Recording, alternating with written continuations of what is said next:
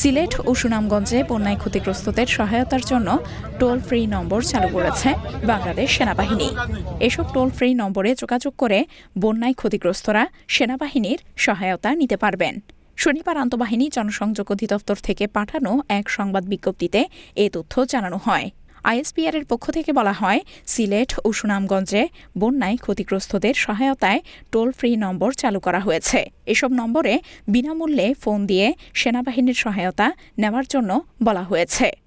toll free নম্বরগুলো হচ্ছে 01-769-177266, 01-769-177267, 01-769-177268, 01-852-788000, 01-852-798800, 01-852-804477,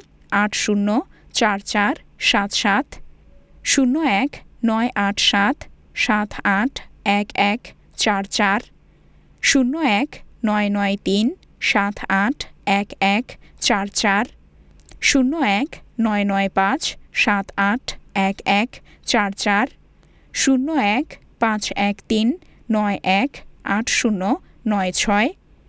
01-513-918096,